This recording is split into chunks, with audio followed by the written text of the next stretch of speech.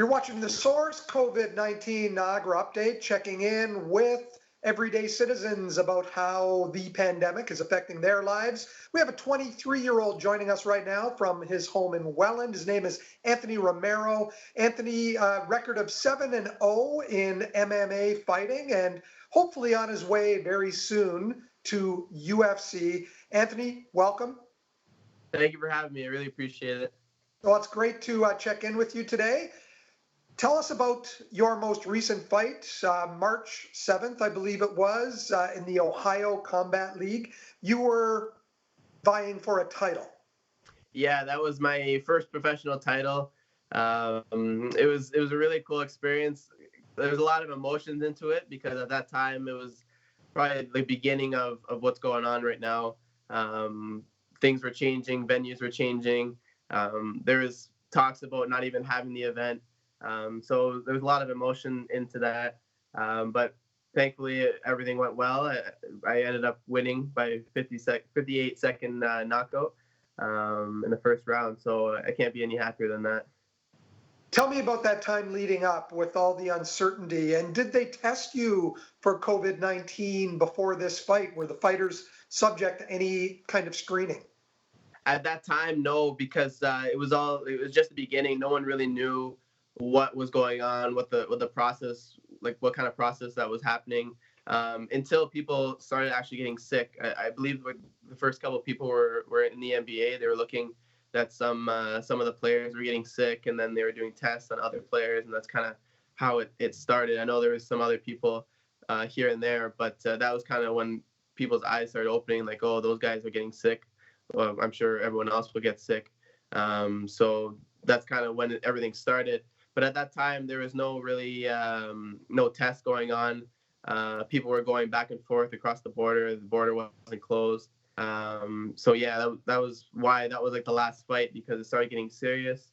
And I know professional events started getting canceled. NHL, NBA, even the UFC event got canceled. So.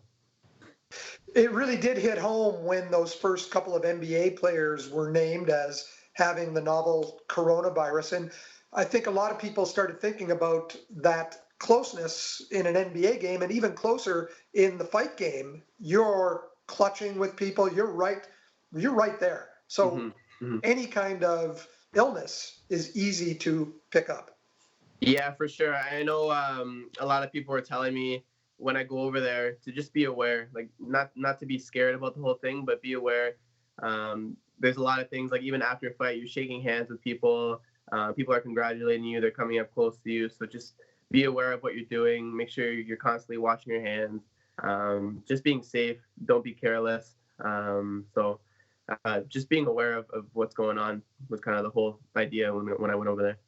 With the shutdown of pretty much everything right now, you're unable to operate your gym, Genius MMA, and you're unable to really do the training that you need to do as you progress in this field. So how are you coping with that? As far as my gym, I'm doing online training with my clients. So we're constantly on social media. We're talking with each other, coming up with ideas for training. So we're doing a lot of different exercises online, doing 30-minute or an hour sessions. So I'm helping my clients like that, and they're helping me at the same time. And then as for training, I'm training at home. I have my little brother, Simon. He's a boxer at Nappers Boxing. So he's holding pads for me. I'm doing the same for him. And yeah, we're still getting as much training as we can for ourselves.